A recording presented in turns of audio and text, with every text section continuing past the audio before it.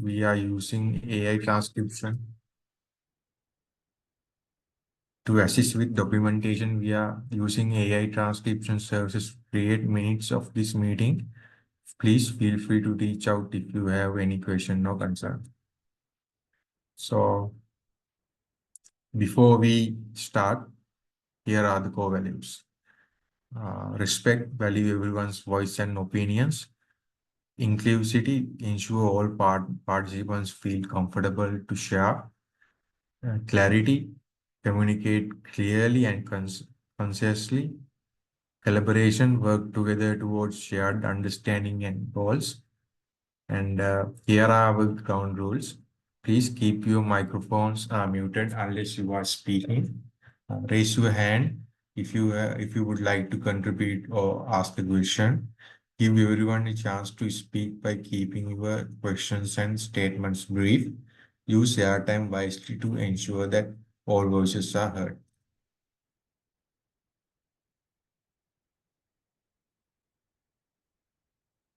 Questions. So at the question time, keep questions in the chat, please, until the question time is on.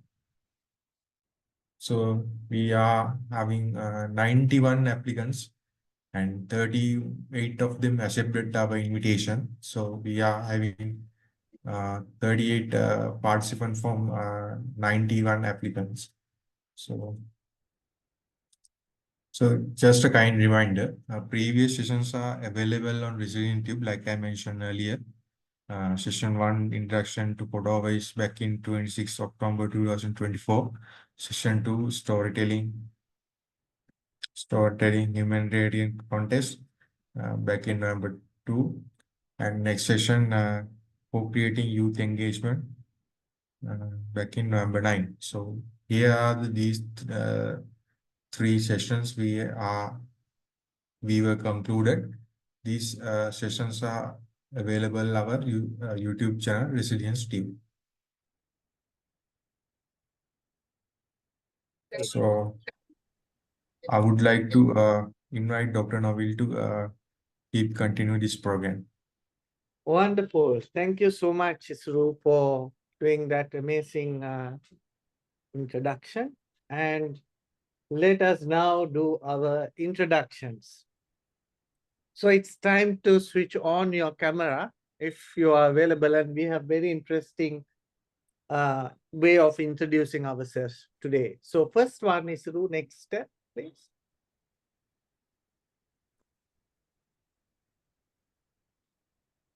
Okay, can you put everything? Then I can go put everything on.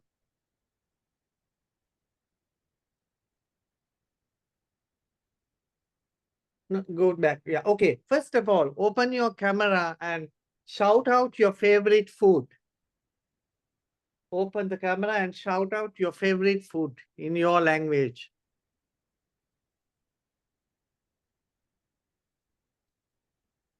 Can you have my favorite food is milk rice. What are your favorite food? Wal. Okay. Wonderful. Anybody else? Any favorite food? Milk and rice. Okay, great. Anybody else? Yeah. Please, please. Everybody shout out your favorite food. Opus. Sate ayam. Nasi Okay. Padang. Gado. Great, wonderful. Yes. So we have food from different countries. Anything left? Any other food left? Great. Okay. Now, please tell me, what is your favorite disaster? Hailstorm. Hailstorm? Great. My favorite disaster is tsunami. What are your favorite disaster? Flooding and landslide. Okay, flood and landslide. Great. Any other favorite disasters? Flood. Floods. Great. Now you Yes. have to tell Earthquake. something. Earthquake, wonderful. Yes. Any others? Did we miss anybody? Okay. Right, then can you switch on your camera and tell how are you feeling today? How I'm are you feeling? feeling good. Great, huh? I'm feeling good.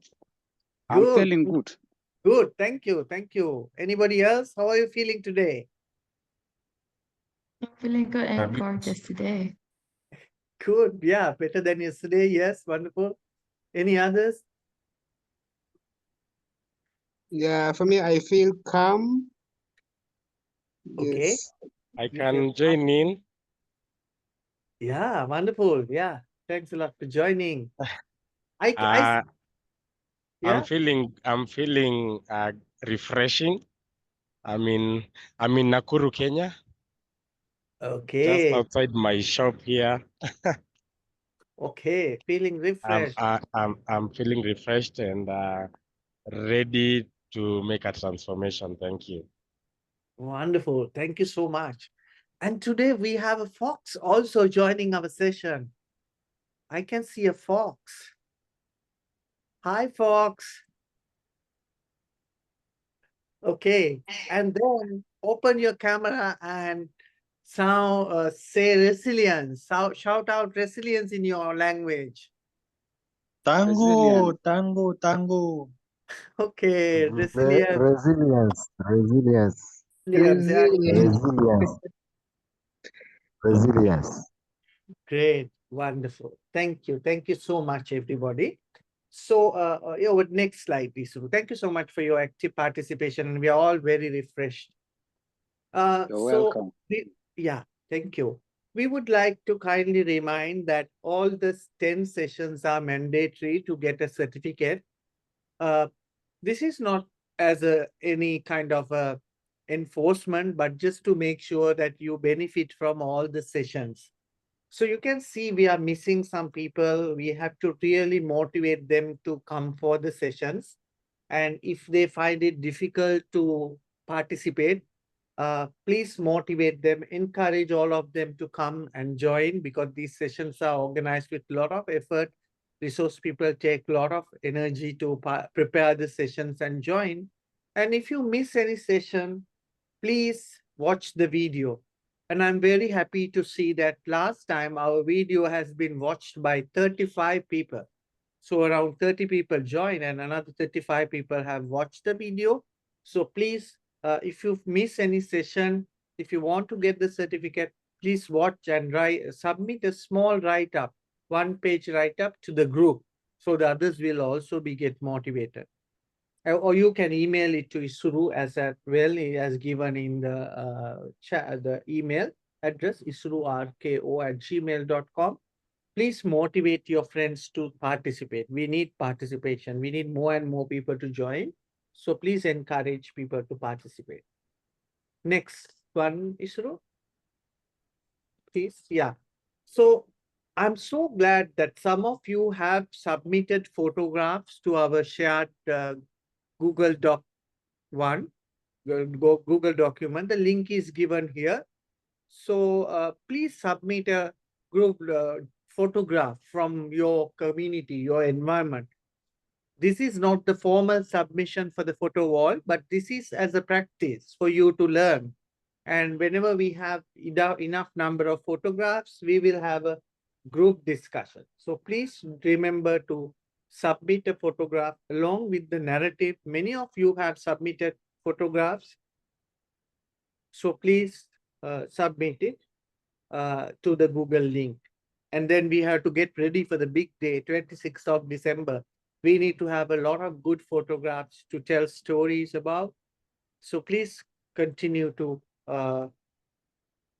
help us in getting that. I think we will put the link in the we will put the link in the chat. Okay, so we'll do that. Next slide, please. We're slowly getting people. Please push your friends to come, remind them. So this is where we are. we call for applications, we got participants, and we are doing virtual trainings. We have 3 virtual trainings today, and we are continuing the virtual trainings for the next few weeks. Finally, we are going to create a photo wall and have photo voice by youth sessions. That is the most important part. Why we are doing all these sessions right now is to build the capacity of all of you to be good storytellers in the photo voice events. And also we are planning to conduct in-country events as well. We are discussing for the youth in Sri Lanka of the possibility of organizing a trip to the tsunami affected area. So we will probably go on a small picnic, 1-day trip to watch the museums and the tsunami affected areas and learn about that. So we are trying to organize similar in-country events. Our partners are also discussing, but for Sri Lankan participants, please let us know your availability. Probably close to the tsunami anniversary, we will do that. Next slide, please. Okay, so the most important slide. So we are so honored to have a great speaker here, Dr. Aslam Saja, a great advocate for resilience and a great friend of all of us. And may I read his bio? And he has done more than this. This bio is very short, but let me stop at this and then hand over to Dr. Saja. Dr. Aslam Saja has over 11 years of experience in teaching and research in the intersection of disaster risk reduction and climate change. Prior to his academic career, he worked in the humanitarian and disaster management sector for 7 years. Dr. Saja received a number of research and project grants from leading international donors and hold international fellowships in US, Europe, and Asia. He has established a number of social innovation hubs for youth and community activists to advocate for disaster and climate resilience and climate-informed sustainable solutions. He presented his work in international platforms since 2007. More work about Dr. Saja could be found in his amazing website, www.aslamsaja.com. So with that, a warm round of applause to Dr. Saja for this amazing session. In addition, Dr. Saja founded the Foundation for Social Development. You can see on the 3rd row, she's the founder of this organization as well. So with that introduction, over to you, Dr. Saja.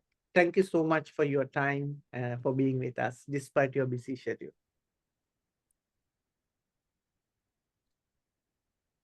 Thank you, Dr. Novel, and good morning, good afternoon, good evening. Good afternoon. Let me share my screen. Good evening, sir.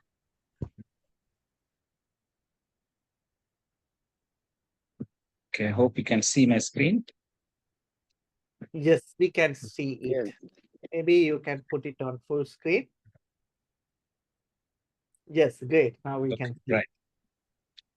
Okay, right. So first of all, I welcome everyone to my session on building resilience to disasters through youth community participatory approaches on this Tsunami 20 plus next gen photo wall of resilience program. Thank you, Dr. Novel, for starting the program and giving a wonderful introduction. And thank you all the resilience team, Ishuru, and the team. Again, I welcome you all. So I look forward to a very interactive sessions with you, and would like to share some of my thoughts and experiences. I would like to hear from you as well. So I will have few group works as well. So hope you'll be able to gain some new insights, and we would love to hear from you as well. Okay, so currently I am based here in the southeastern part of Sri Lanka. You can see in the map, just on the Indian Ocean, eastern part of Sri Lanka, where you can see I'm currently working as a lecturer at the Southeastern University of Sri Lanka, where you can see the university is located. So it's a very lovely place. On the one side, on the east, you have the Indian Ocean. On the north side, we have a nice river. It's called Galoya River. And on the west, we have a paddy field. And on the south side, we have a nice village. So it's surrounded by river, ocean, paddy field, and a community. And you can see, so the university looks very nice, in a nice place, but it is also prone to all disasters. So it's prone to tsunami, it's prone to cyclone, it is prone to flood. We had a very bad flood in 2024 January. This year, January, the university was underwater. It got flooded. And it was one of the historical flood that happened since 1956. So yeah, so we are living with the disasters. And on the west, we have nice paddy fields, but we still have problem of drought. We have problem of human-elephant conflict. I'm sure some of you have heard about it. Yeah, so, well, it's a nice place, but we are still surrounded by disasters, disaster risks. So resilience matters, and it's part of our life. It's a day-to-day word that we need to live with. Okay, so with that introduction, I'm going to the first part of the session. So to start with, I would like to ask this question. Which of the following are features of a community participatory approach? So which of the following? One or maybe more. So there are 6 answers. So I would like you to go to the link that I'm going to post, or you can just open menti.com and then put the code so that you can answer this question. So I posted the link in the chat box. You can just directly click the link, or you can go to www.menti.com and put the code number. If it will ask for a code number, you can put the code number 25590290. So this question will pop up there, and you can start clicking the answers.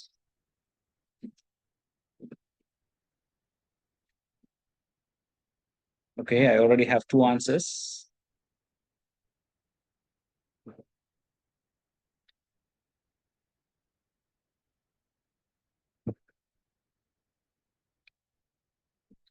So there are 6 answers. The first answer, I'll put the answers again. Specialist-led process, policymakers or decision makers-led process, community-led process, donors decide on what the affected families and communities need, people capacities are used and built on through their active participation, assistance given to address root causes of vulnerabilities. So which of the following are the features of community participatory approach? So there there can be more than one answer.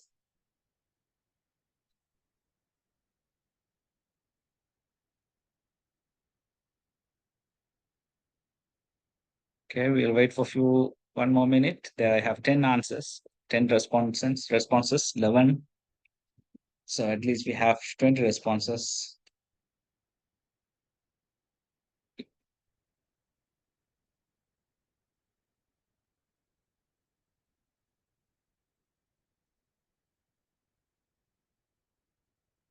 So which of the following are features of community participatory approach? Is it a specialist-led process? Is it a policymaker or decision-maker-led process? Is it a committee-led process? Does it include donors decide on what affected families and communities need? Or is it about people's capacities are used and built on through their active participation?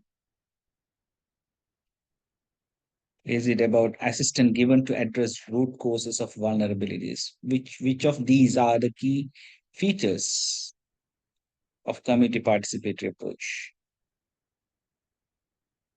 I think we have one answer in the chat box as well. Charles said number 5. Okay, right.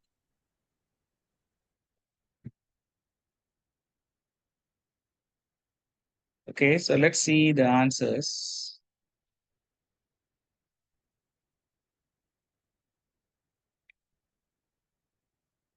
Stop sharing a screen for a while.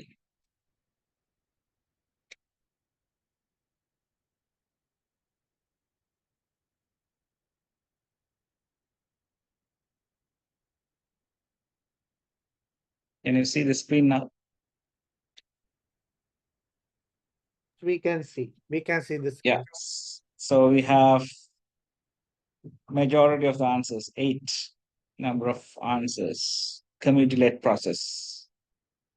We have 2 answers for people capacities are used and built on through their active participation.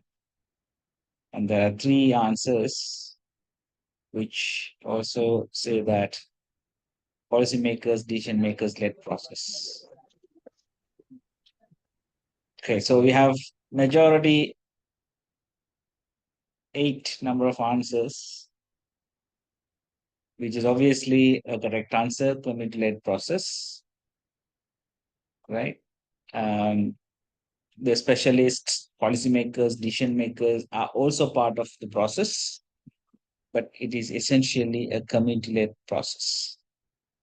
So here, policymakers and decision makers, so decision makers in the sense, the policymakers, right? So they are also part of the process, but it is led by the community when we talk about community participatory approaches.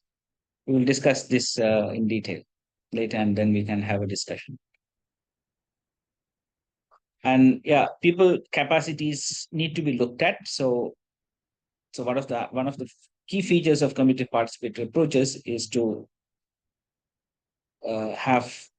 use the people capacities and build on those capacities and bring in an active participation so that they own whatever the outcome that come out of the process. So that can only happen when they have an active participation. Right? So those are the 2 main answers of the main features of community participatory approaches. But at the same time, you can also think of something like giving some assistance to address root causes of vulnerabilities, but that is not necessarily a community participatory approach.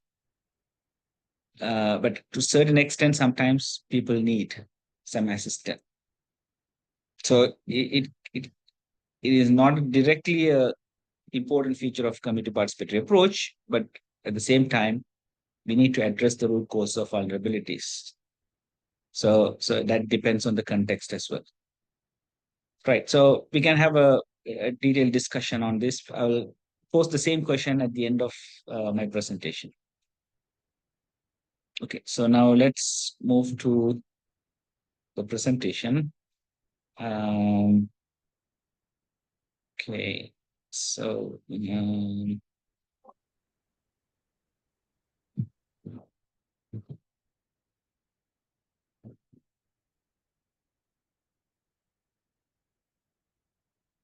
right. So the key messages I'm trying to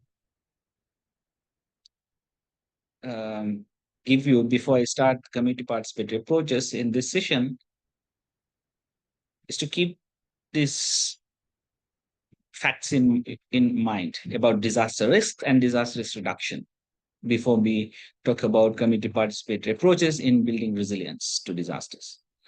So disaster risks have become more complex than before.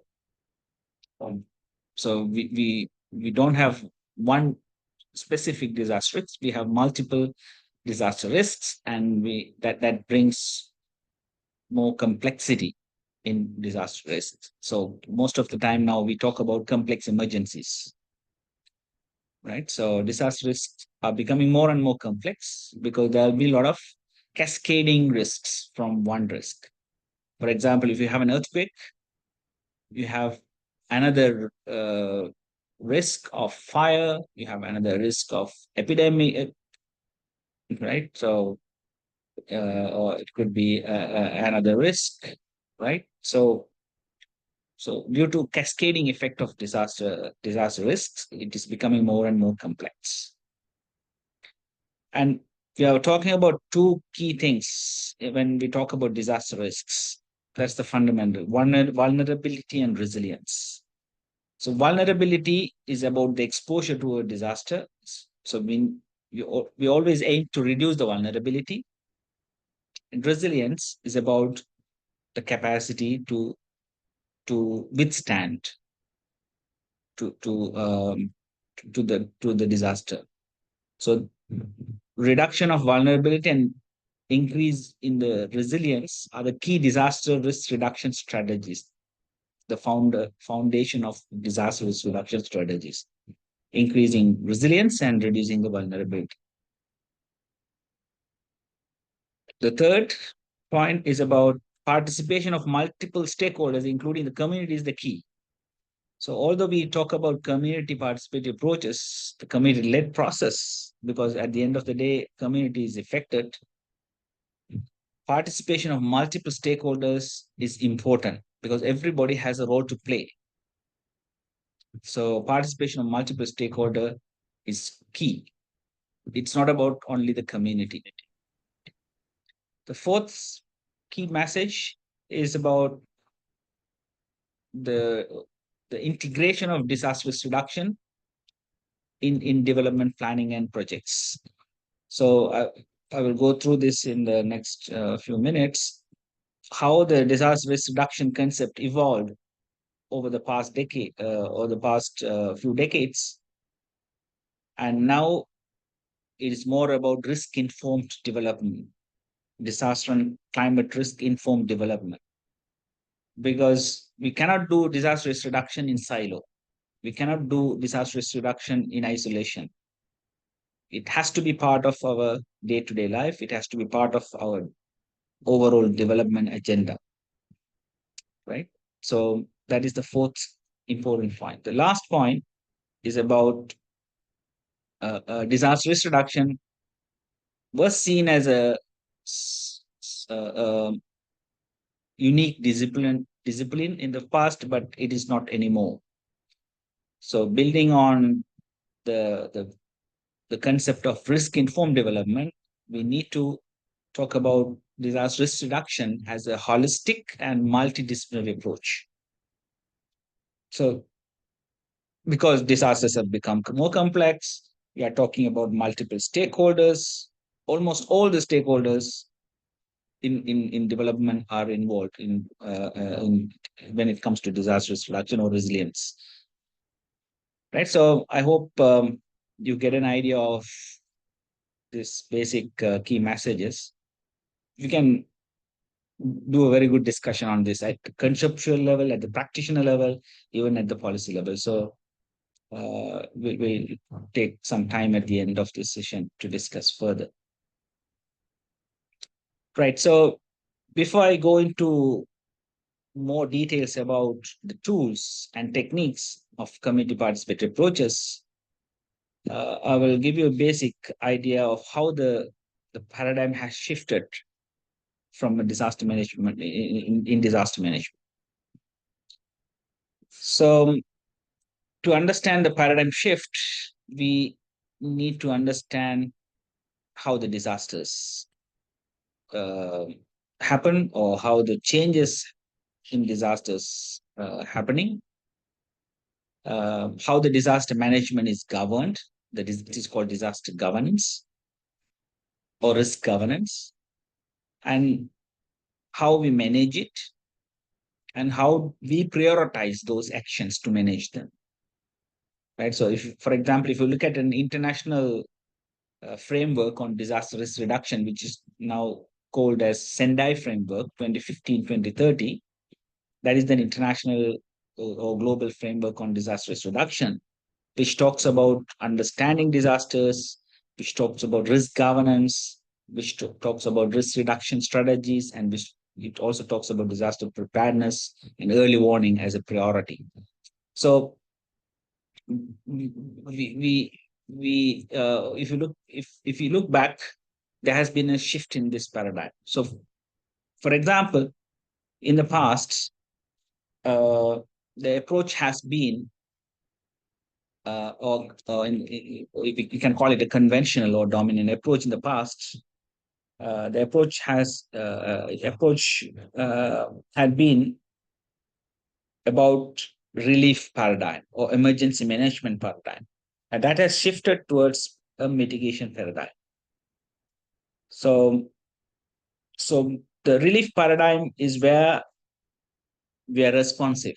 So disasters happen, whatever we do, it happens. Some people believe that it happens as an act of God. Some people believe that it is a natural process, right? Some other people believe that it happens for any other reasons. So we can only respond. So in the past, it was a relief paradigm.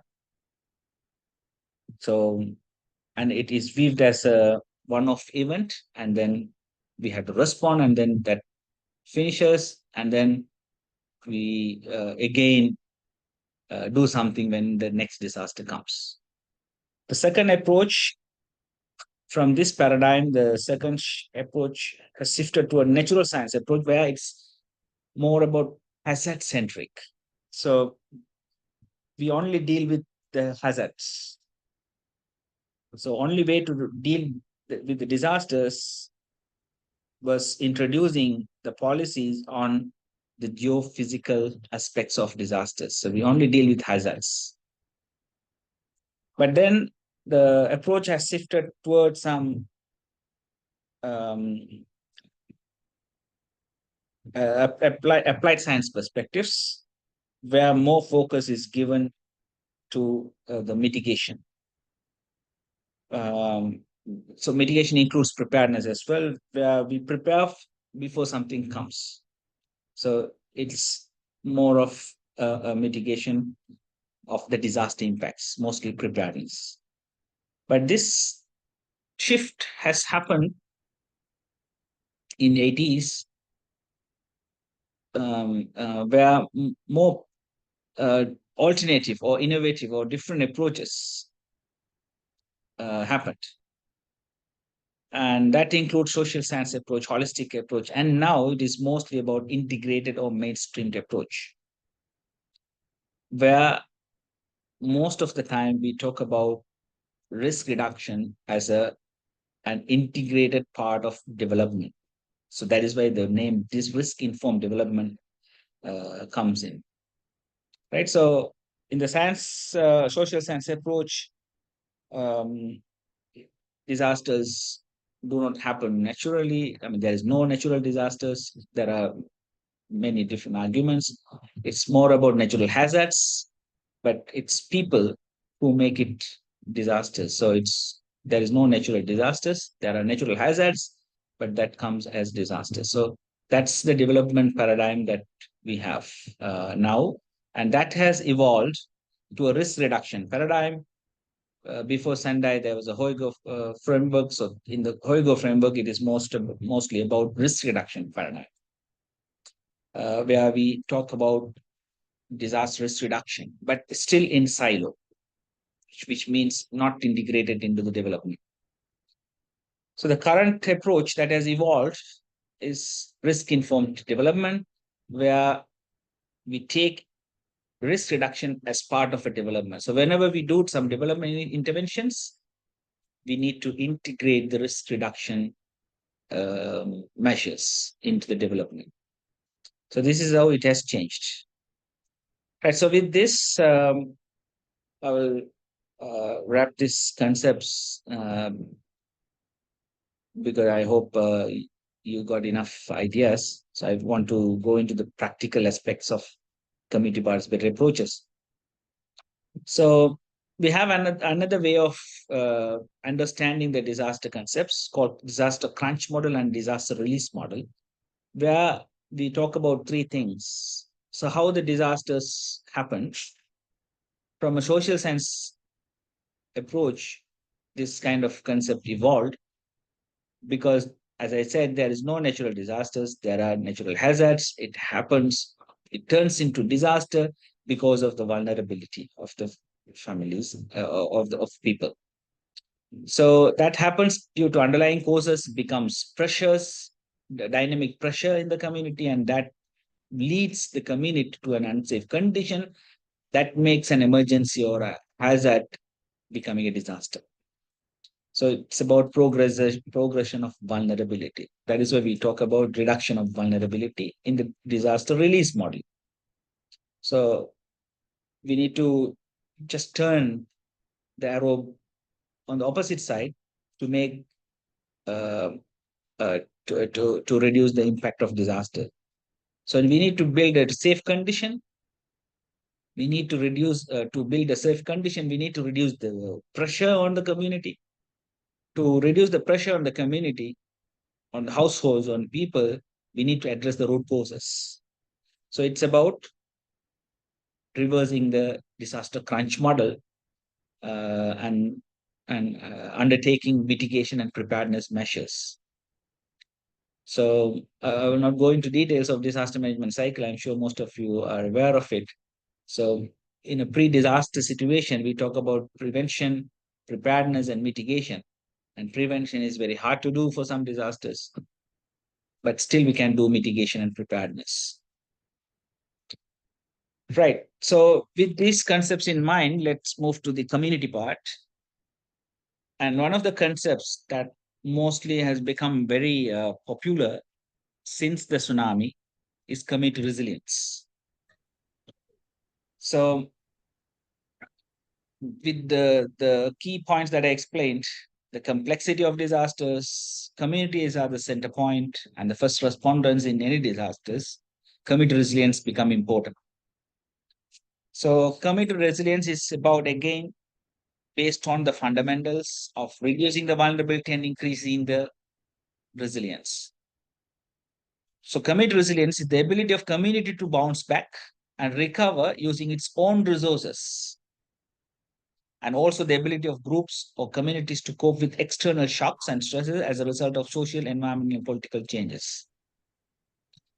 Right. So this concept has become more prominent since 2004 tsunami, and this is the central part of any community based work in disaster management. So I'm just presenting one examples from Sri Lanka Community Resilience Framework, which covers all the aspects.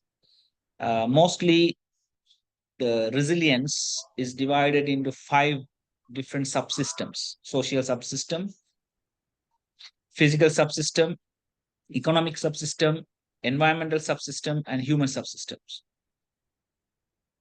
And that is part of the whole resilience dimensions of a community resilience dimensions. And then we have cross-cutting issues. like governance, we have participation, representation, and leadership. So that is kind of cross-cutting or overarching themes to make a community more resilient to disasters. So we need to have a good risk governance. We need to have active participation of all stakeholders, not only communities, but all other stakeholders. We need to have good representation from all the stakeholders, including communities. Sorry. And we need to have a leadership as well. So building on those basic concepts, we come to this kind of a framework, right? So again, we have a question: are we resilient to disasters? So you can think of what are the 3 disasters that are that you have in your community. You can reflect on the resilience of your communities to those disasters, and what are the key attributes that makes community resilient, your community resilient to disasters. So how do we use community participatory approaches in understanding the disaster risk reduction? So let me go through some tools in community participatory approaches. How much time do I have, Isuru? I don't know. It is not mine. We have like 5:48 is the time. We can go up to 7. So actually, you are pretty free, Dr. Saja. Okay, right. Okay, so let me go into details of different community participatory approaches that are used in disaster management. And one of the popular name is called CBDR, community-based disaster risk reduction, or CBDRR, community-based disaster risk reduction, or community-based disaster risk management. So the main idea in CBDRM or CBDRR is to use community participatory approaches in disaster management work. And this is applied in development work as well. And now we are more talking about development work, integrated disaster risk integrated development work. We can apply any community participatory approaches in the development work, and that includes disaster risk reduction or disaster risk management work as well. So basically the community-based disaster risk management means is a process of it's a process in which at-risk communities that are highly vulnerable or highly at risk to any disasters actively engaged in the identification, analysis, treatment, monitoring, and evaluation of disaster risk. So it includes all the cycle of a project or of a community work or community process, right? So it includes identification of risks, analysis of risks, and analysis of risk reduction approaches, and you have to implement some risk reduction measures or treatment, monitor, and finally evaluate the successes, and then the cycle continues. So it's a process that actively engage the communities in all different phases of disaster risks in order to reduce the vulnerabilities and increase the resilience or enhance the capacities. This means that people are at the heart of decision making, and it's a community-led process, and they are the decision makers, and they will implement the disaster risk management activities. So they are at the heart of any decision making. It's not an expert or external person-led process. It's a community-led process, and they will be the decision makers and they will be the implementers.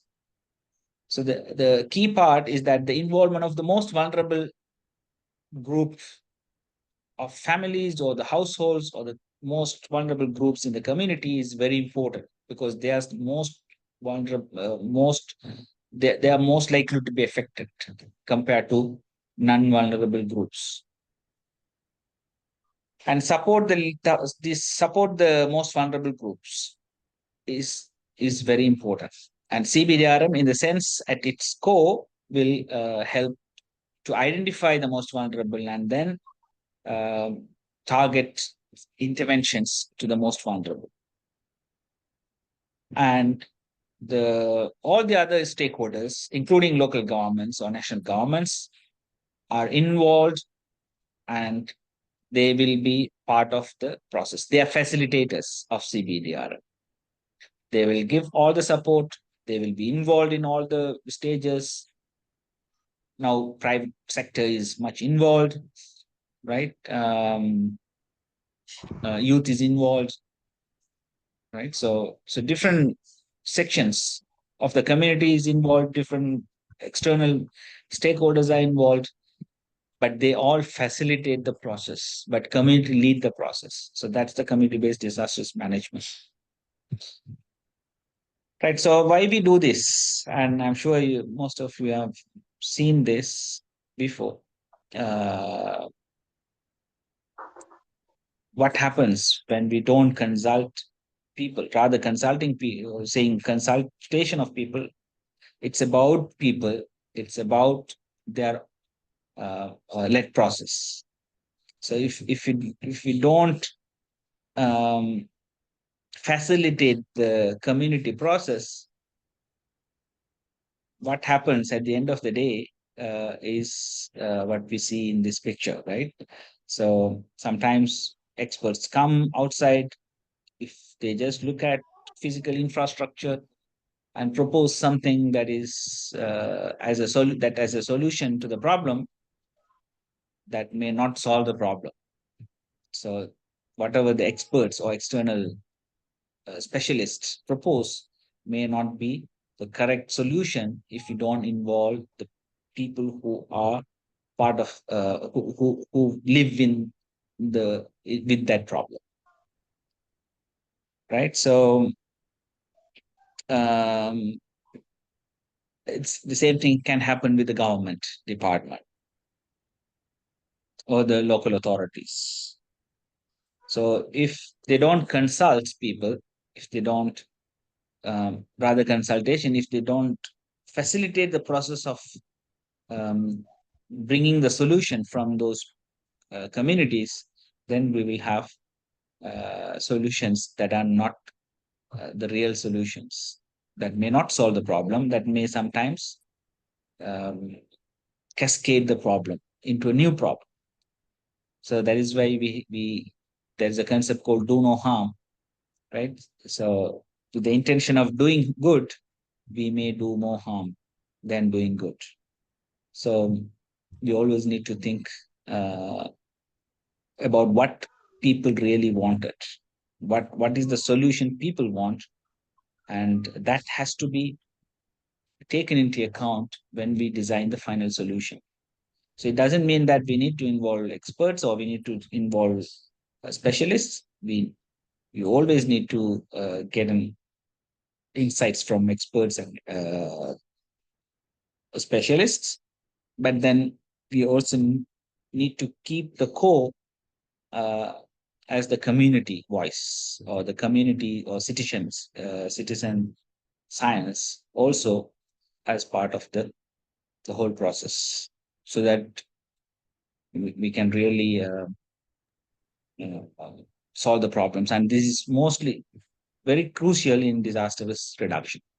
We have seen many examples that have failed without community participatory approaches. Okay, so before I move into more details about each of different tools that we can use in our work, this is the general cycle, because most of the time our approaches are projectized.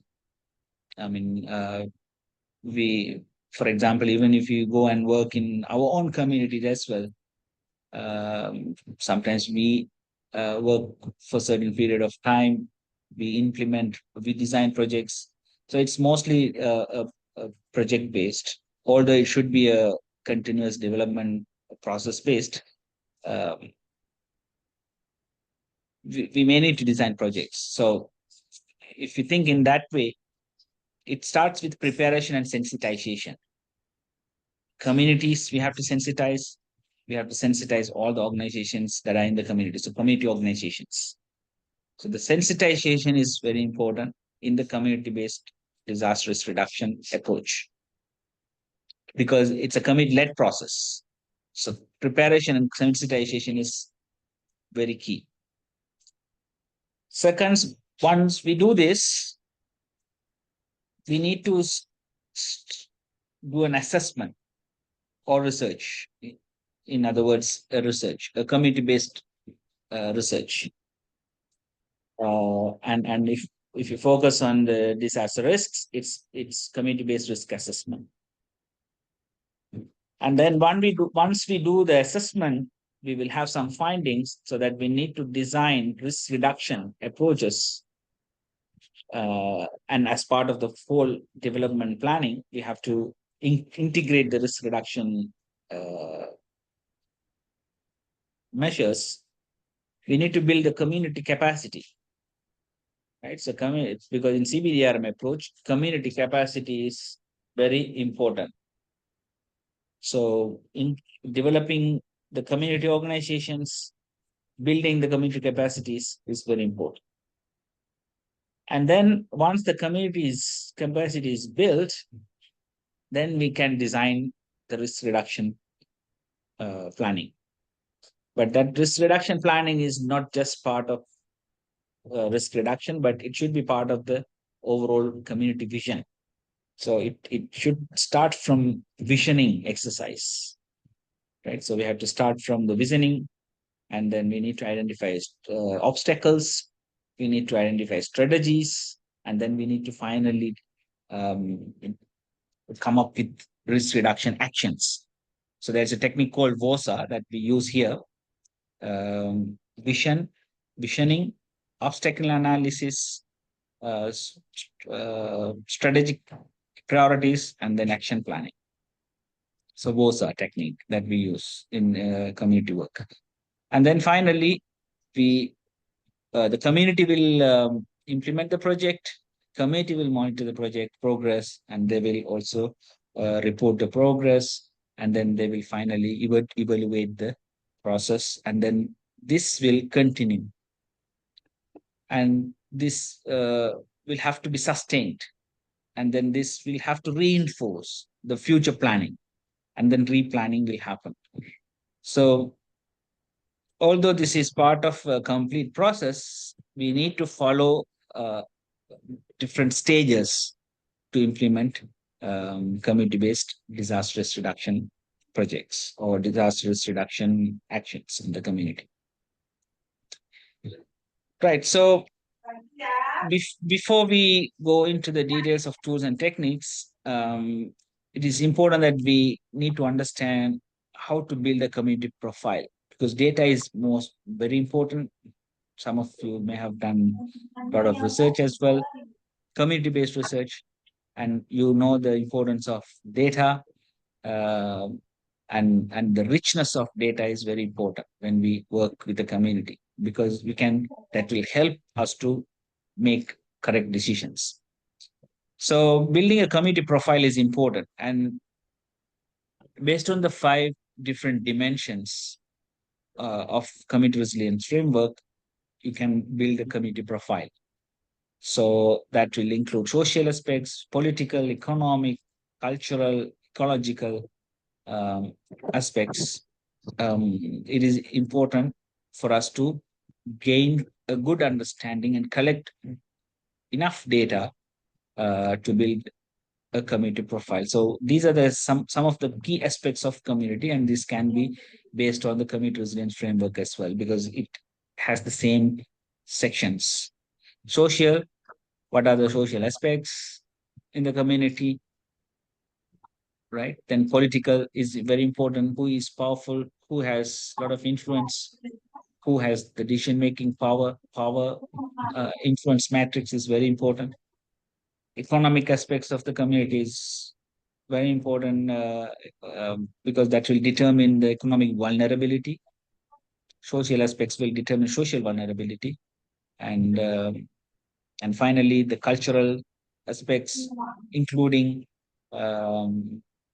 religious and other cultural aspects, are also important, because the cultural, traditional, indigenous knowledge is very key in the disaster risk reduction.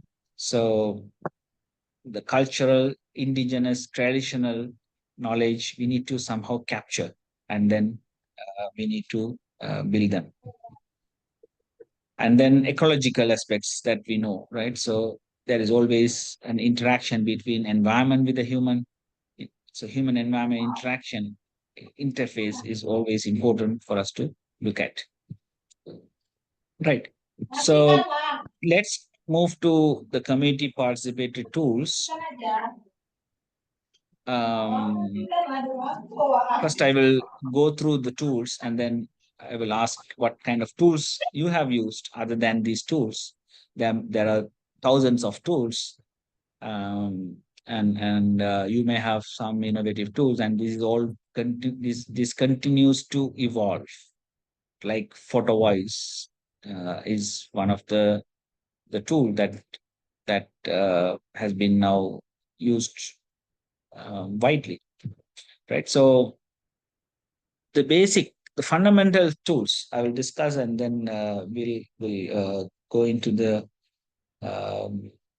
advancement of these tools, and then we can have a discussion what kind of tools you have used or you could use in your community work. So mostly the participatory tools are divided into four categories, because we are trying to build a community research report, right, at the end. So at the end of this process, what we will develop is called a community based research report. Research is not in the sense that we do a real scientific research. This is a participatory research, right? It's not a scientific research, because it's about from a practitioner point of view. So we use these tools to finally develop a community-based participatory development and risk reduction report. So to do that, we have to use first two types of tools to collect data. First three types of tools to collect data, and the fourth, the letter D, the fourth type of tools are to prioritize and analyze the problems. Analyze the problem and prioritize it. So it is mostly an analysis tool that is used in the community in this CBDR, the community participatory approach. So the first three tools will help us to collect information. So the first type of information is spatial data. Second type of information is time-related information. Third type of information is about social, political, and economic systems in the community. Understanding the social dynamics, social capitals, or social resilient aspects, social structure, social capital, social mechanisms, social processes, and social beliefs. There are 5 aspects in those social resilience. Okay, so what type of information we need? It's based, and then we use those tools. Spatial information, we use spatial tools. Time-related information and socio-economic trends, we use time-related tools.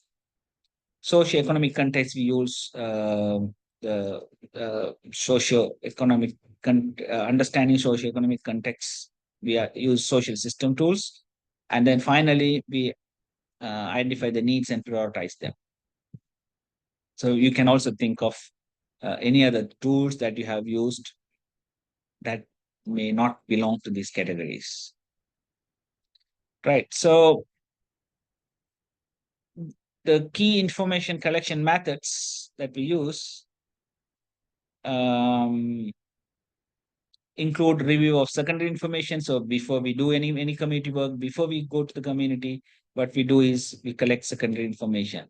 All possible secondary information, we collect it through nowadays through websites, through government departments, and through all means, we first collect all the secondary information and then we review it. Then we can use semi-structured interviews, observations we can do, or we can do unstructured interviews, right? So all those are possible in community participatory work.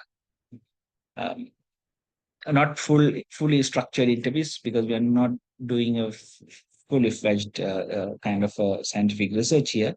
So mostly it's unstructured interviews or some structured interviews or observations or informal interviews. And then we will use diagrams, graphical presentations mostly, because we are mostly going to work with sometimes children. We are going to work with people who are not that much educated, people who are elderly, disabled, differently able, people with specific needs. We'll be working with youth.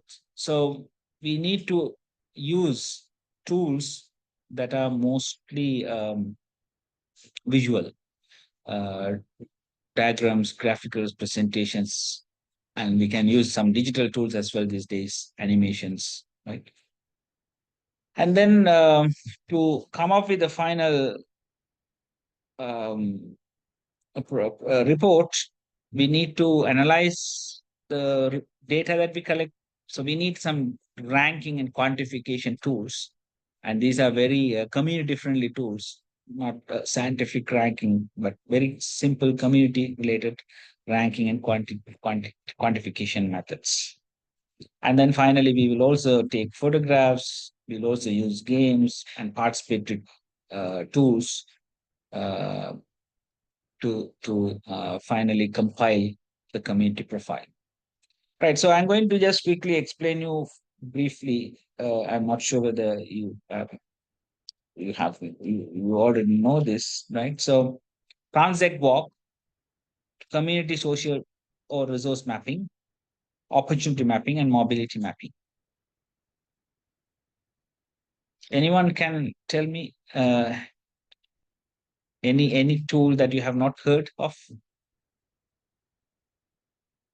Or you know all 4 tools, or you have not heard none of these?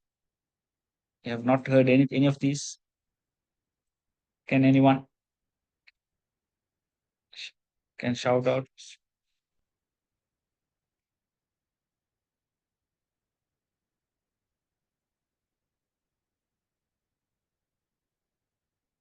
So that I can go into details if you have not heard of these tools.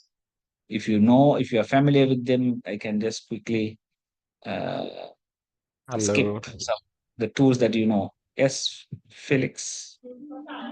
Hello, thank you. I'm from the Rift Valley in Kenya, and I can actually say what I'm able to, I'm aware of is community mapping, whereby I get to work with the area elders, including chiefs, local scientists, local historians, local environmentalists.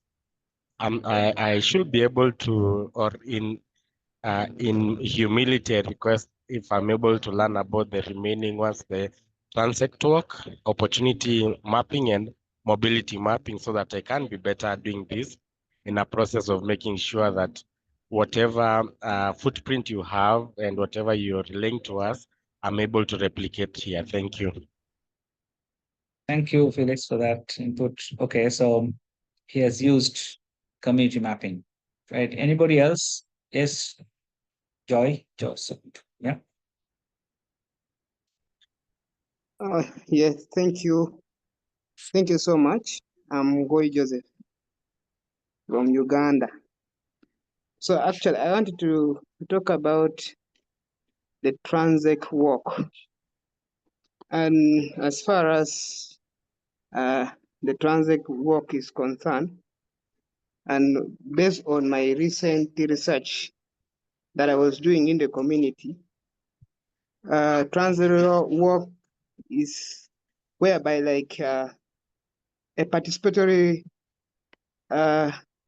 way whereby like the community members, maybe like let's say the local leaders who already knows that community very well, where they're involved in the systematic work through the community or the area of interest that like maybe you want to do. Like for my case, I was doing research, and typically with the community members, and to observe and discuss the various aspects of the local environment, maybe the resources, the challenges and the opportunities that the community has.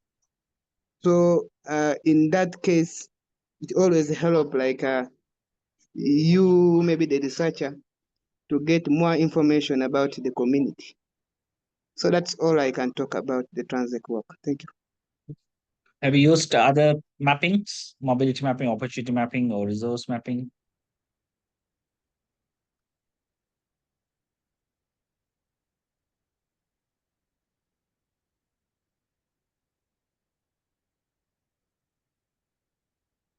Okay, so we'll now hear from Ritz.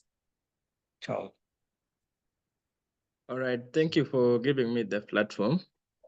I have heard about opportunity mapping, although I have not used it in practice. So from the background I have about opportunity mapping is that it is a strategic approach that use analytical techniques to identify potential areas for business growth or for economic opportunities. So that is what I've heard about opportunity mapping. So that's the background I have. Then I've been hearing about the community mapping, mobility mapping, but I haven't been, I've not heard about transit work. So maybe I will get the opportunity to hear from you today. Thank you so much. Thank you. Thank you, Ritz. Ciao. Yeah. Okay, great. So at least we heard some experiences of at least knowing them or using them in practice. So, transit walk, we heard something, community mapping, we have something, opportunity mapping, we had something. So let's look at those in brief for those who do not know and can use it in the future. So basically, transit walk is about you walk across the community in two directions, vertical and horizontal directions, so north, south, and east, west direction. So you do a transit walk. For example, a community village is around 4 kilometers long or 4 kilometers east-west and 2-3 kilometers north-south. Then you do two walks back and forth. So you start from the one boundary of a village from the east side to the west side. You just walk and observe both sides. And mostly we walk in the middle of the village. If you have a good path in the middle of the village, if you don't have, mostly villages have the middle path. If not, you can do a very convenient track. You can do a convenient track. And then you observe both sides of the village when you walk, right? So if you walk in the middle of the village on the road, for example, east to west, you walk and then you look at right side and you look at your left side and see the changes in the community. What kind of geographical changes happen? What kind of the physical changes that you see across your walk, right? So, for example, you see the changes in the soil conditions, It is changing from rock soil to gravel soil to sand to clay. It changed the land use, how the land use changed. That is the most important part. So you see the small forest, and then you see a farmland or grazing land, and then you see the condensed village, and then again you see farming land or the grazing land, and then crops and vegetation. So you record all these changes. You walk this, you do, the community does this, you as facilitator ask questions, right? So remember, this is done by the community itself, this members of the selected community who will do the transact walk. So they will walk with you, you as facilitator, walk with the community members and the community leaders and youths, and including all the members, or maybe 5 to 7 members. And then somebody will take note the record, note the points, take notes, and then you come back again, and then you draw what you have seen, right? And nowadays you have a lot of digital maps, and then you can check with them. So it is done by the community, and you as facilitators help the community to understand the changes in their community. Right. Then you also identify problems and opportunities in this transact walk, right? So this tool will also help at the later stage when you develop a report to cross-check what you have or what you listen from the people during the focus group discussions or during or any other discussions. So you will physically see them, and then you will note those problems. So as facilitators, you will also note or ask questions if you see something that is different, and then you will ask those questions, and then you note those points. So you will also record possible problems and opportunities that are available in the community. So it could be related to disaster as well, like there should be there is an erosion, there is a drought, there are problems with the water, right? Or drought, or many disaster related problems. At the same time, you will also look at the opportunities that are available within the community. So you will ask questions about potential opportunities that are available in the community. So this will help in the later stage when you design the solutions. You can tap into one of these opportunities, and then you can point to these opportunities to the community to find out the available resources, to find out available opportunities to solve the problems. So this is called transact walk. So community members draw the cross-section along which they walked, highlighting the geographical features, land use, opportunities, and problems. Right? So, and then you stop at one point, and if you want to ask more questions with the community, you stop at one point, and then you ask the community for more questions, and then they will record it. Second part is called community participatory mapping, where you completely draw the village map. So mapping, there are different versions of mapping exercises, right? You can do a resource mapping, you can do an opportunity mapping, you can do a village maps. People call it in different names. So how do we do that?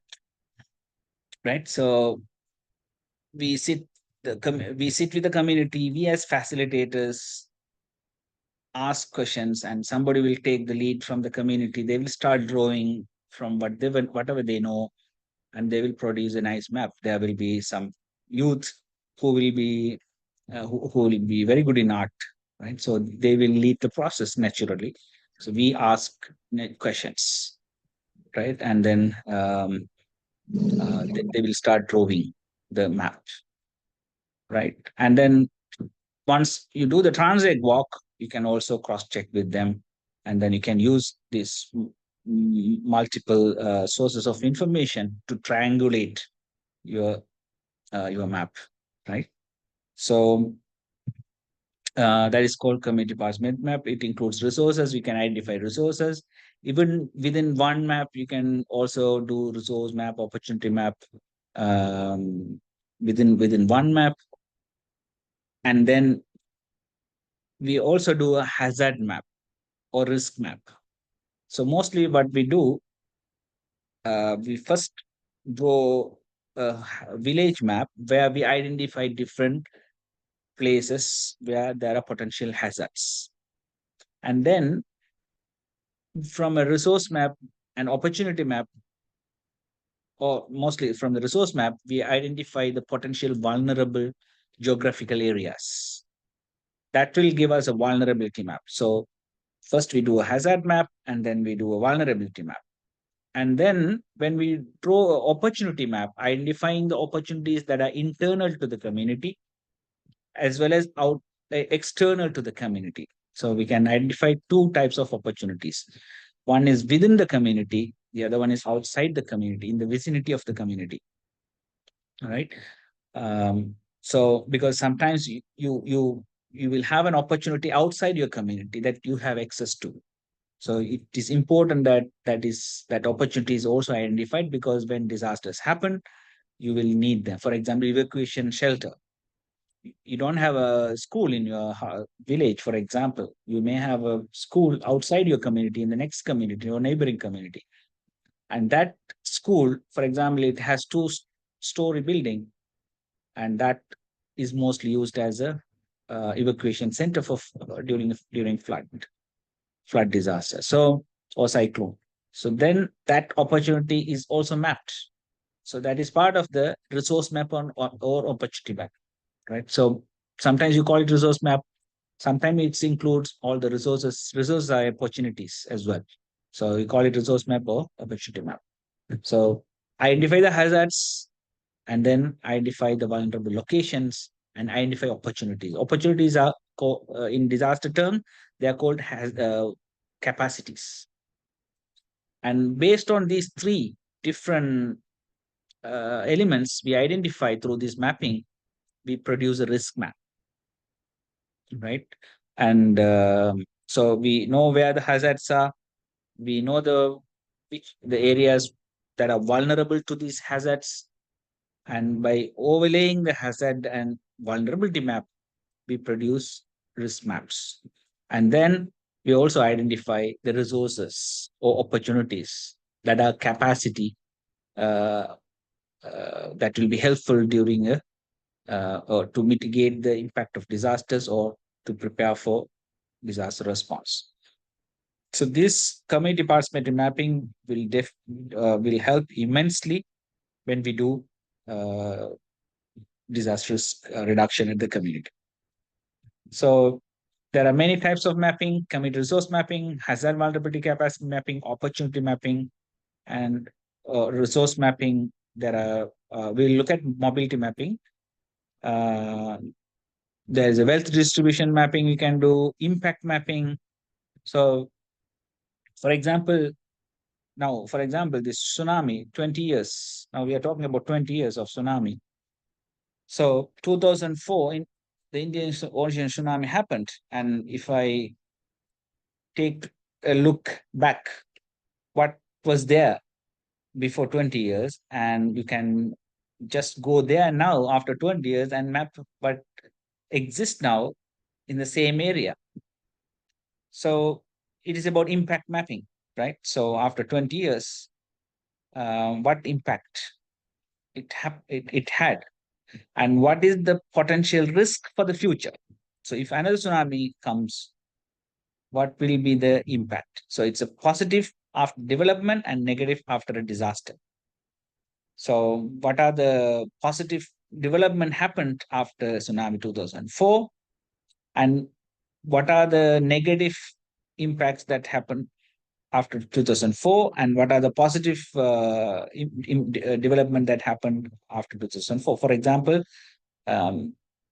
For example, in our area in Sri Lanka, in the southeastern coast, which was badly affected by 2014 ocean tsunami, that time there were a lot of buildings within 100 meters from the sea.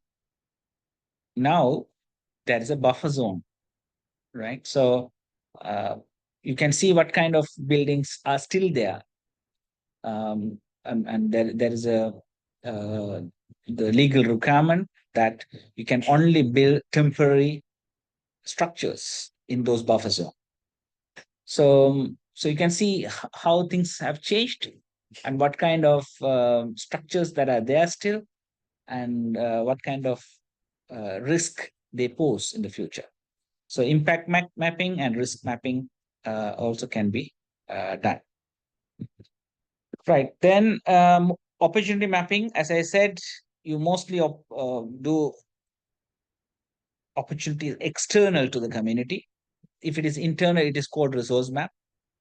But if you can also put internal opportunities and external opportunities as well within the same map. So there are different types of opportunity mapping. You can do within the community. You can also identify the opportunities outside.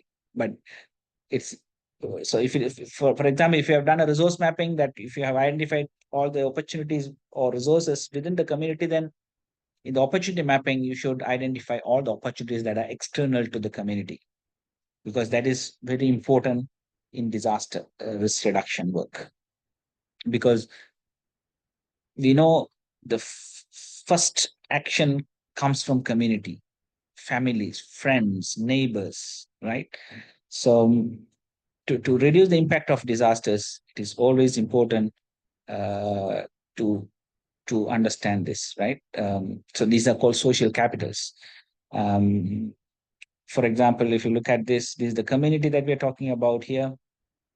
And then you can see how far each of the different opportunity exists, right? And this will give us an idea of the mobility of the people in the community, right? For example, a garment factory that is away 8 kilometers from this community, right? So here you see the link is not that strong. It is shown in a dotted line, which means there are not many people who are connected to the garment factory. There are only few people who are connected to the community. If you can see, for example, the dark, thick line, bold line to the market, to the hospital, to the farm extension service, to the high school, which shows that people move towards this very frequently.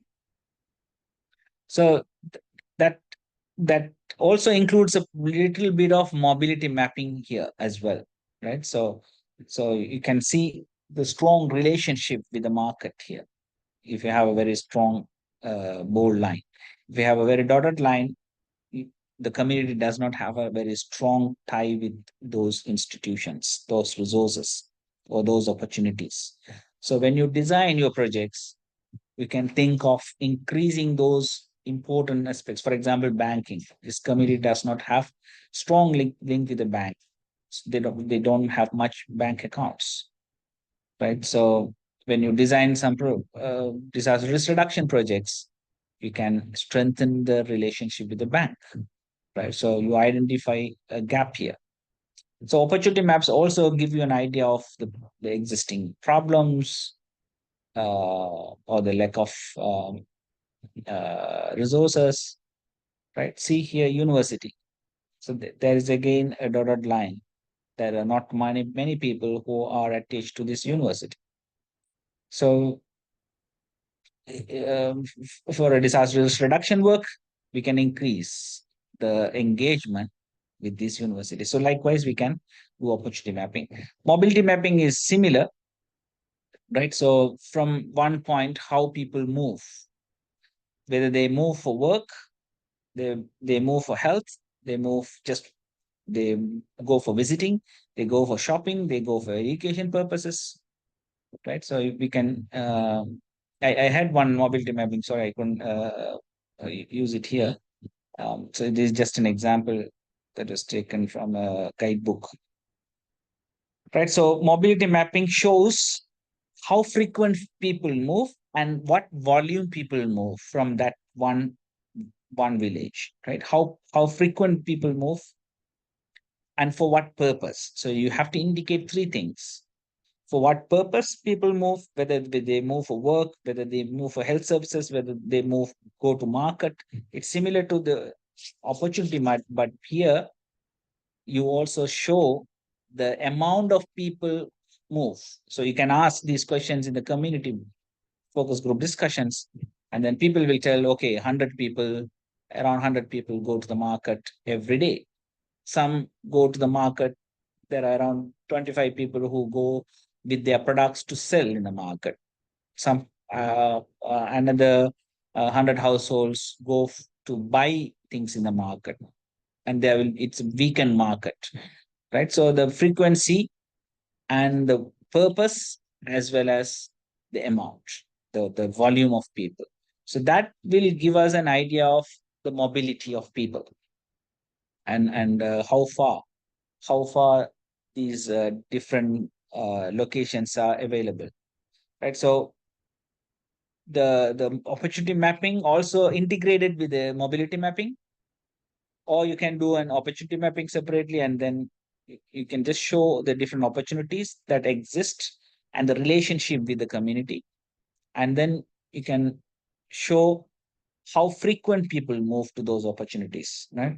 So these things are very important for us to understand the mobility of the community. So these are the 4 different types of map that people use. Okay, so we can have a discussion at the end, since we have only 30 minutes. I will quickly go through the other remaining tools. Time-related data in the community. There are 4 important aspects here. One is community history is very important.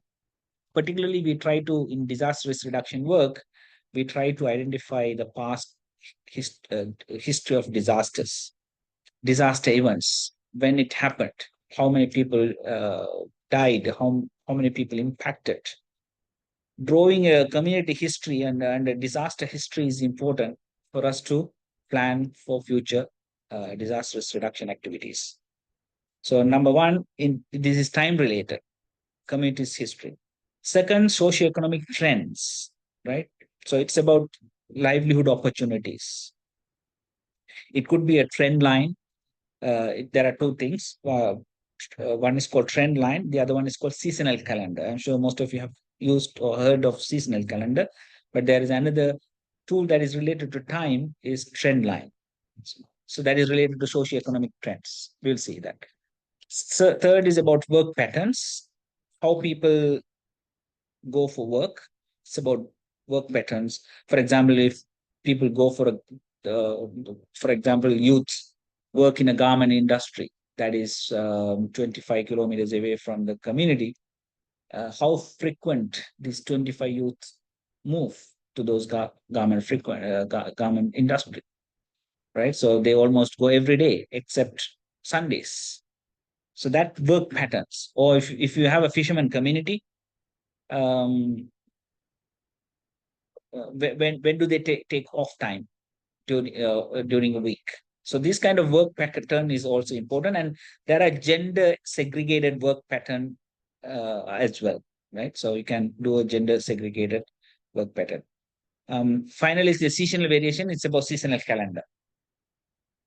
Okay, so first is about disaster history or community history, and we need to include all we need to record all the disasters and all of the important events that happened in this community, right? So that is about building an infrastructure, or outbreak of an epidemic or drought, right? Or conflict happened, war happened, or any other introduction to a new technology, any significant event that community thinks that it is most important, that has changed their life. So these kind of important historical events need to be recorded. Trend lines, as I said, how food production has changed, how the migration has changed, how the fish production has changed over the past 30 to 40 years, right? So you can ask, for example, recently we have produced a simple video about coastal erosion, and people with the support of the community, and then when we went there, we asked about the historical events related to coastal erosion. So people always record when the coastal erosion happened, when it is less, right? So similarly, for example, if it is an agriculture family, agricultural village, there may be an outbreak, or how do you call it? The crop failure due to disease that happened, people will say. And the most important aspects is about livelihood and migration, right? So people migrated during certain period of time, during the wartime. For example, a lot of people migrated. That had a shift in the community, right? So this kind of the trend basically mainly related to livelihood. Then seasonal calendar, this is mostly very common. I'm sure most of you have seen and heard about this. So since it is related to disaster related work, we need to always think about climate parameters like rainfall, heat waves, drought, water scarcity, and also related to livelihood or livestock. For example, labor demand may be high in certain period of time because of harvesting or because of sowing, weeding. So based on the community's livelihood options. So this is about a 12-month calendar and how things change. And this is important to plan the risk reduction activities. So seasonal calendar is an annual calendar. And then, as I said, daily task routine. This was done in an innovative way in one of our community work, right? So people have drawn here how people, how different groups like children, men, and women, their daily routine change. And this is also important. For example, disasters can happen anytime. And then we need to plan when there will be a woman without any men in the house when disasters happen, right? So if disasters happen during that time period, a vulnerable elderly woman, we need to evacuate her. We need to find ways to evacuate her. So if you know when the patterns of people, for example, if it's a fishing community, most of the time during the night, people go for fishing in the deep sea fishing. So during the night, there'll be no men, for example. If men do fishing, so that time if tsunami happens, a lot of vulnerable families, a lot of families with vulnerable groups, vulnerable members are at risk. So we need to give them priority to evacuate them. So this daily routine, understanding daily routine is very important, right? And gender segregated daily routine can also be drawn.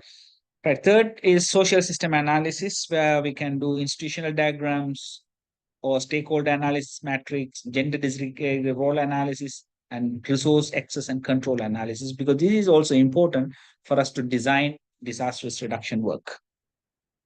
Right. So institutional diagram is where we map all different community institutions and how far they are linked to the community. Are they close to the community? Are they on the periphery of the community? They are not much linked to the community, but they come time to time. They come not frequently. They come on and off. So then you put it in the periphery.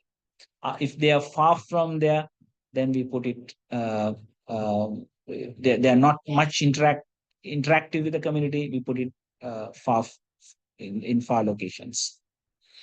Then you can do based on this. This is called chapati diagram or the Venn diagram or community diagram, institution diagram.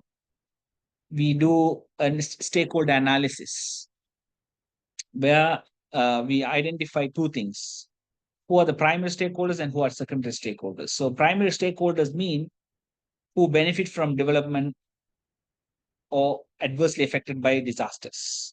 Secondary includes all other secondary related institutions that are needed for disaster reduction work.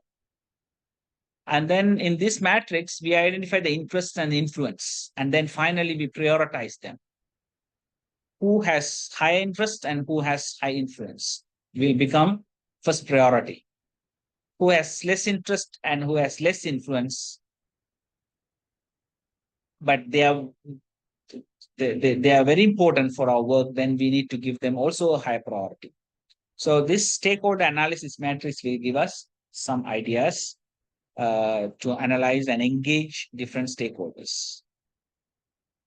Similarly, we can do a gender disaggregated role analysis, different tasks of female, male, boys and girls, and different types of task, what kind of task they do, right? Whether they are routine, they are paid, and their status. So we can do a table with different types of tasks. Then this is the another important analysis that we need to do in social systems analysis: resource access and control analysis. Who has access to resources and who control those resources? This is also important in the community work. Then we can divide them into high, low, medium, and who has access, whether, for example, women are denied access and what are the reasons, and that will that make them more vulnerable, and who control those resources, right? So this kind of matrix will help. So it's about a diagram, Venn diagram or the institution diagram, and then we use matrix to analyze the influence, control, access of resources and the institutions in the social system diagram. So this ABC, spatial data information tools, time-related tools, social system-related tools, we collect information and then we need to analyze, putting all them together. So some of the tools that are used in those are problem tree analysis and objective tree analysis. I'm sure most of you know, so I will not go into detail. Prioritization tools where you prioritize different problems, and ranking. So these are three different tools: problem analysis tool, prioritization tool, and ranking solutions. So problem tree, I'm sure everybody knows, for example, lack of income, what are the causes and what are the effects. Similarly, when we design projects, we can turn these problem tree into objective tree by turning the causes into means and effects into ends, so that we can design projects. Then prioritization tools, there are three types, three different tools, but there are many more tools for prioritization, and these are very simple community-based tools. There are many scientific tools as well, but we use mostly community-based, simple participatory tools. Preference ranking or pair-based ranking, prioritizing solutions, and card sorting. So we can use these different types of tools for preference or pair-based. So pair-based ranking, I'm sure most of you know, we put all the solutions, A to D, for 1 to 6 and 1 to 6, and then we count which one is better than the other one, and then we finally do a scoring and then priority. For example, this. So there's a problem statement. Engine of a motorboat is broken and fishermen cannot go for fishing. This is a problem in one community. So here we do a kind of a matrix analysis. So for example, one group suggests that we repair it. Another group suggests is we buy a new engine. Another group suggests that we share the fuel. Another group suggests that we hire an engine. So repair it, buy a new one, hiring an engine, or join with another one. Then we analyze the solutions and good side and bad side, and then we come up with a a preference. So it's preference ranking, right? So earlier one is pair-wise ranking. So pair-wise ranking may not be possible for some. For example, in this situation, it's good to do a preference ranking by analyzing the good side and the bad sides.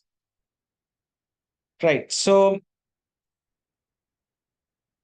these are the tools, and then finally we compile all these data collected and analysis into a report called community-based research report.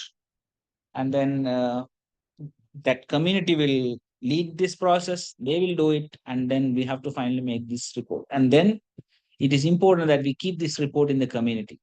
Most of the time what we do it and we take it away and we keep it in our offices. It is not our report, it is a community report. We need to keep it in the community. Community needs to refer it, update it, and they need to use this as a tool for their decision making, for their for developing their own interventions.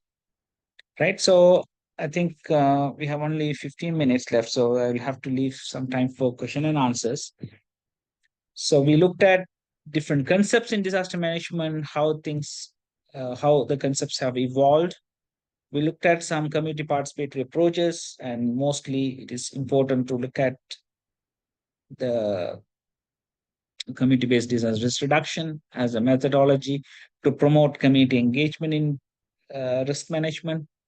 And finally, I have given a basic idea of 4 different categories of tools to develop a community-based report, community-based research report that can help the community to design risk reduction and development measures. So these are the 3 main topics that I have covered, and now I will allow this 15 minutes or rather 13 minutes for discussion. I thought of doing a group work, but it will take a little more time. So for example, you can ask questions, or we can discuss based on 2 different questions. Key components in building resilience to disasters in your own community.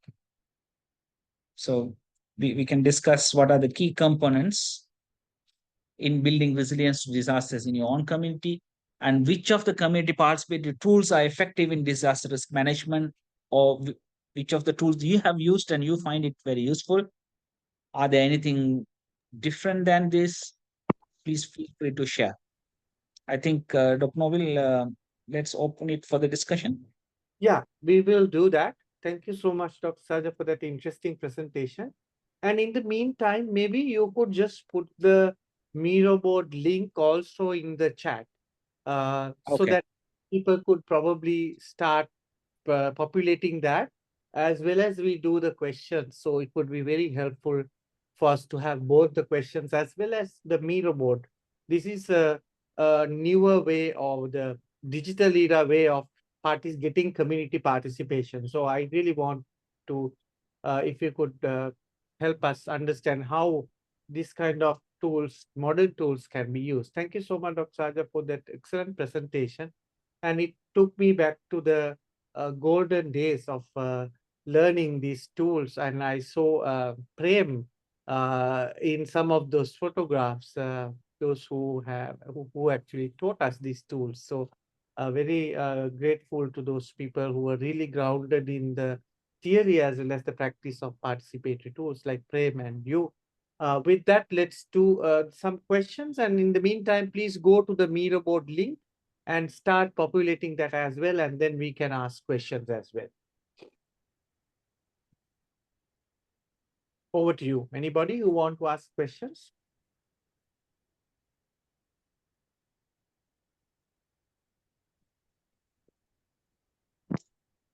Just a comment, Saja, again about those village mapping, transect walk, and those concepts. Now, I think we can easily use participatory GIS technology with the mobile phones. People can very easily convert those techniques to participatory GIS, right? OpenStreetMap or even Google Maps or other tools. So that is one point I think we can really capitalize on technology to make them better.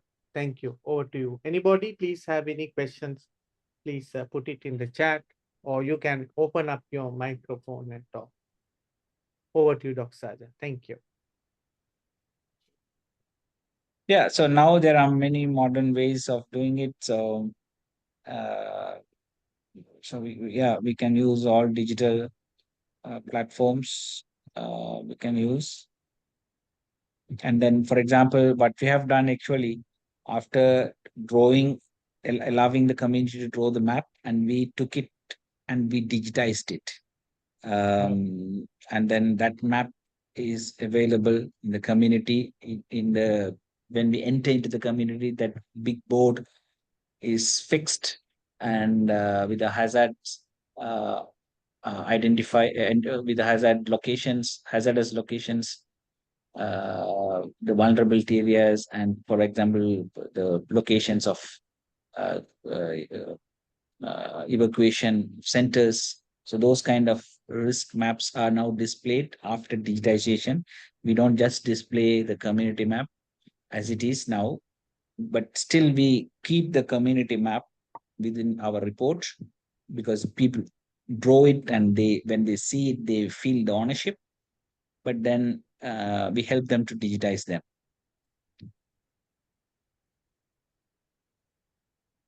Thank you. Any other questions that you want to ask from Dr. Saja? And I can see that Pangandaran Tsunami Ready. This program is similar to Destana, Indonesia, and I'm the facilitator.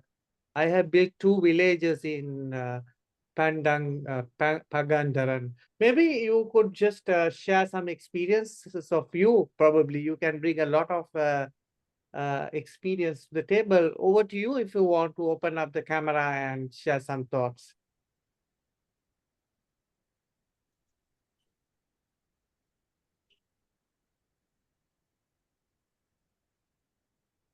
Or anybody else, yeah, please go ahead. Yeah. Good evening here. Good evening. My name is Ochid. You heard me clearly? Yes, we hear you. Yeah. Yes. Yeah, I was a facilitator about the village resilience for the community. I built with my friend 2 villages. So this is similar, right? As BNPB. This is the National Disaster Agency. The program is resilience of villages. Yeah, we build there also all the community all the people in our village, because we have one village and with other village, but actually our village is on the beach. So we focus to the earthquake and tsunami, not a flooding or not eruption, because our village that's on the beach. That is, the program is similar, and our village is all potential.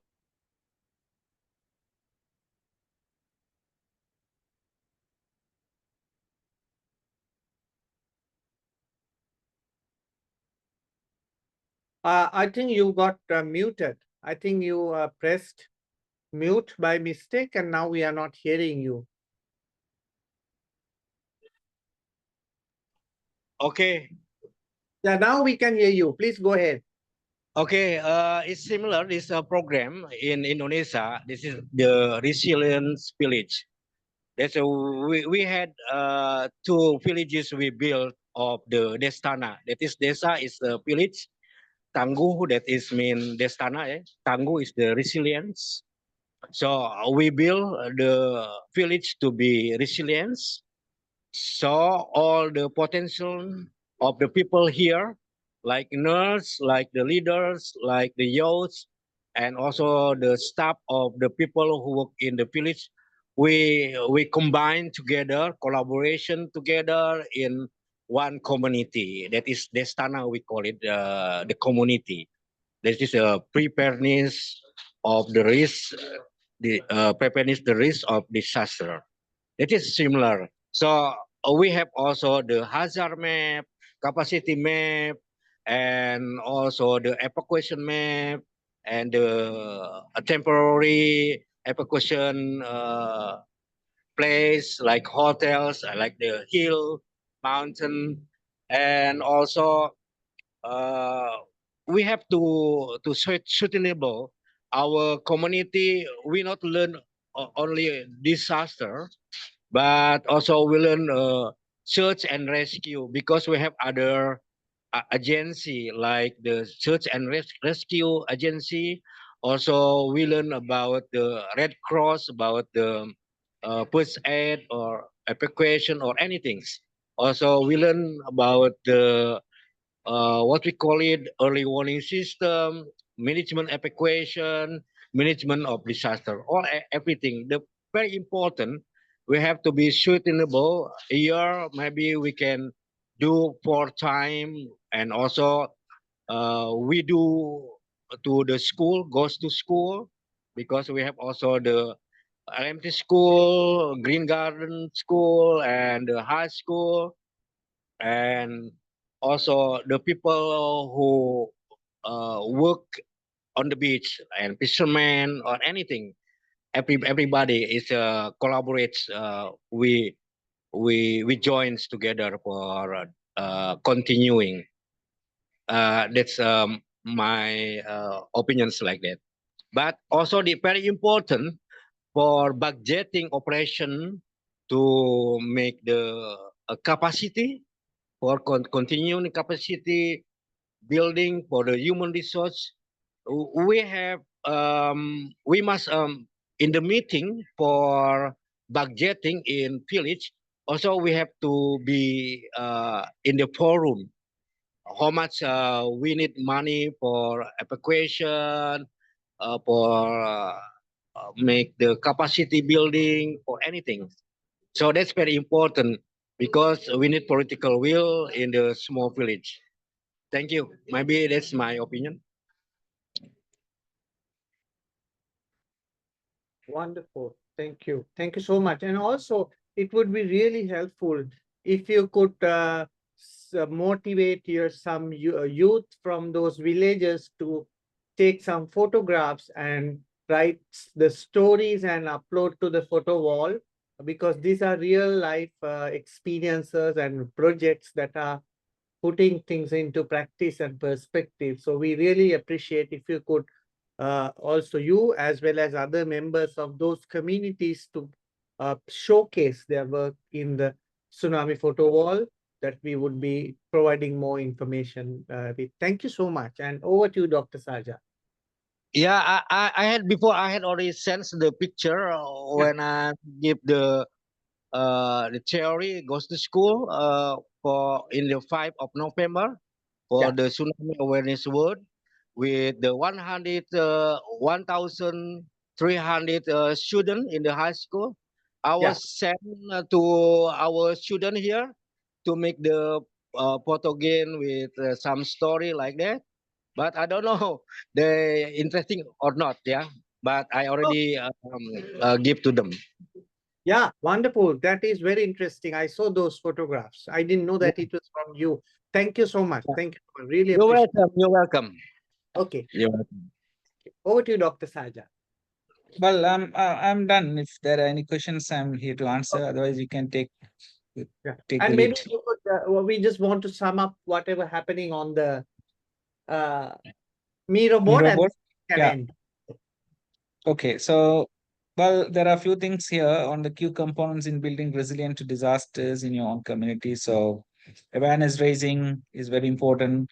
Training community members is important, and particularly on the safe evacuation, because when it comes to tsunami, awareness and evacuation and training are three important components. And in the training, first aid is very important. School-based DRR, the Indonesian colleague has talked about.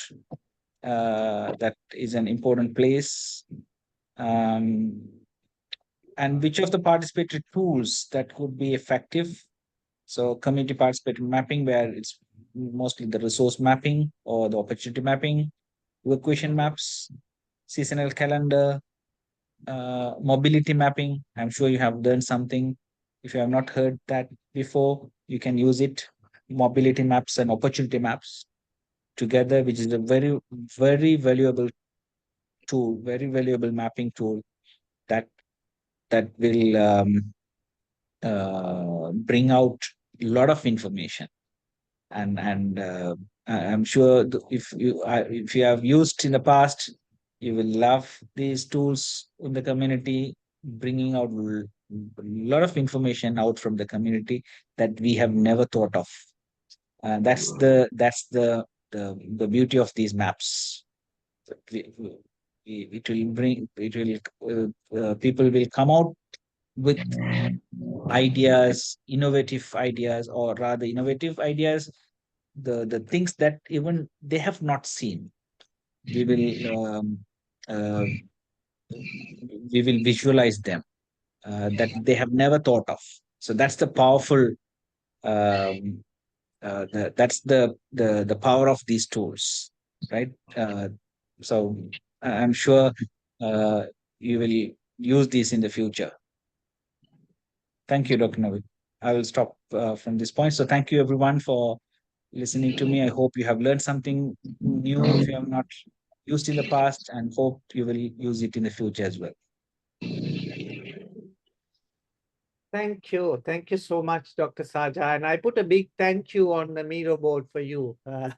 Thank you. Really appreciate your time with us and for sharing these insights on how to use community participatory tools. So whatever the initiatives we do, either for disasters like tsunami or floods, landslide, or even pandemics, the community participation is so important, as even recently highlighted by the importance of engaging communities in pandemic preparedness, as we show so very clearly in the tsunami, the COVID-19 pandemic. So in all things, here a lot about community engagement, but we stop there. We think that community will invariably or automatically engage, but it's not true. The community engagement should be an intentional process, and practitioners should have tools that could be used to engage the community. So tools have been done for a long time, and we need them more and more today, even today. And then correctly discussed getting more digital tools, especially in the virtual environment, in challenging situations, probably such as the COVID-19 pandemic, where people could not meet in person. We could still use the participatory tools to promote health and reduce risk of disasters. So these days, the COP29 is happening, and we are talking about very relevant things in operationalizing those climate resilience initiatives and dialogues in real communities that we are working with. Thank you so much, Dr. Saja, for that wonderful presentation, as usual, with real life examples, photographs, and stories. We really appreciate it. And so do all the members who are present here, our partners, participants, everybody.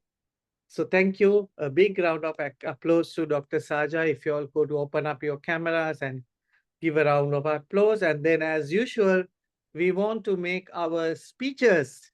Thank you, speeches, one from Indonesia and one from Africa. Who want to go first from Indonesia to say thank you to Dr. Saja?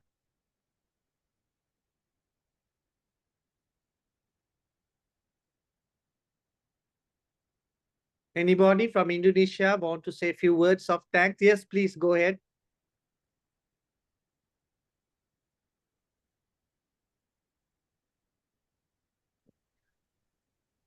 Hello. Hello. Yes.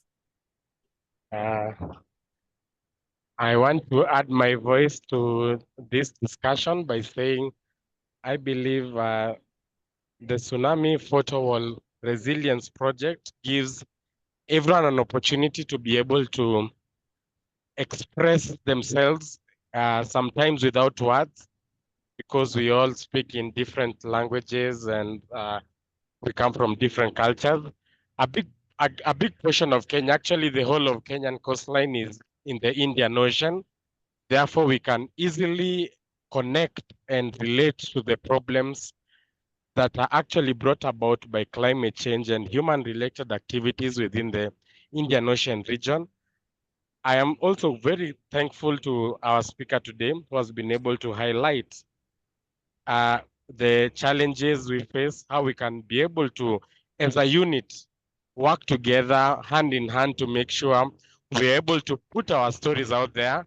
I am convincing more of my friends to join in, to be able to also add a voice, so that whenever you pick Kenya as a destination to come and have a seminar, have a session, we'll have more voices that are culturally diverse, gender inclusive, so that we make sure each and everyone is able to give a story that actually gives a conclusive picture on what we face as the current generation. I am alive to the fact that by 2050, it is expected that if we don't take active steps, we might actually lose a lot of our landmass. And coming from a country like Indonesia, where I was in May for the 10th World Water Forum in Bali, which is an archipelago of islands, I do understand the kind of scares, worries that might be brought about, same to as a speaker from Sri Lanka has been able to highlight. I'm now ready to pick on the tools we've been taught today, the methodologies, the theoretical models, the different approaches, and the communal approach to ensuring that together as one, we are able to give a conclusive word that will bring change to our community. Thank you very much for knowledge. Knowledge is power, information is wisdom, and I am better than I was when I started the session. Thank you for giving me this opportunity as a sub-Saharan man from Nakuru, Kenya, at the floor of the Rift Valley. Thank you very much. Thank you. Thank you so much, Felix. I think you spoke both for Indonesia as well as Africa. Thank you so much. And yeah, I see Red, maybe that you can express your voice, and then we could probably, yeah. Yes, go ahead, Red. Please. Yeah, I'm sorry. All right. Thank you for giving me the opportunity.